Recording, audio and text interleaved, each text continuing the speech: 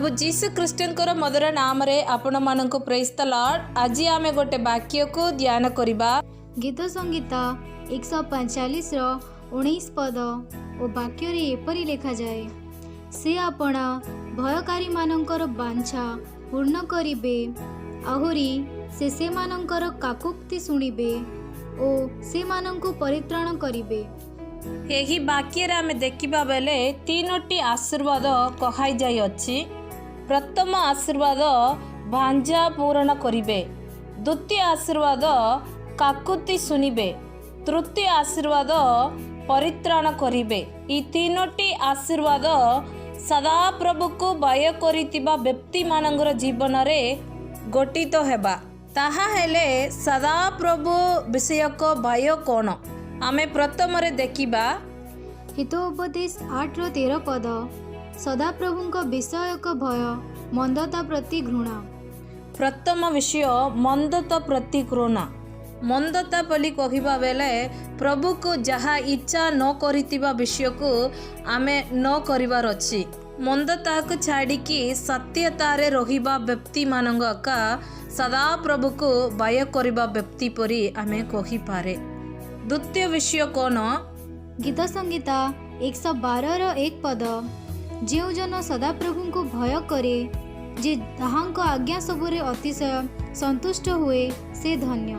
सदा प्रभु विषय को भय कोन? द्वितीय विषय सदा प्रभुंगर आज्ञा प्रति संतुष्ट करिबा व्यक्ति माने संतुष्ट करिबार अछि। प्रभुंगर वाक्य को, प्रभुंगर कार्य गुड़ारे प्रभुंगर प्रति सत्यतारे रहिबा को मन बांझा करिबा कार्य गुड़ाक। तृतीय विषय कोन? उपदेशक 12:13 पद, सार कथा एही सबु सुना जाई अछि, परमेश्वर को भय कर ओ ताहांकर आज्ञा सबु पालन कर, कारण यहा ही मनुष्यर पूर्ण कर्तव्य कर्म। तृतीय विषय सदा प्रभु विषय को भय कोन? यहा जे प्रभुंकर आज्ञा सबु पालन करिबा, कारण यहा ही मनुष्यर कर्तव्य। तीनोटी विषय आमे एही वाक्य रे आमे देखिलु। सदा प्रभुंकर विषय भय कोन? मंदता प्रति घृणा, प्रभुंकर आज्ञा प्रति संतुष्ट, प्रभुंकर आज्ञा सबु पालन करिबार कर्तव्य। यहा है सदा प्रभुंकर विषय को भय।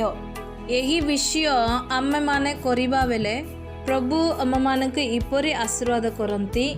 बांझा पूर्ण करिबे, काकुति सुनिबे आउ परित्राण करिबे।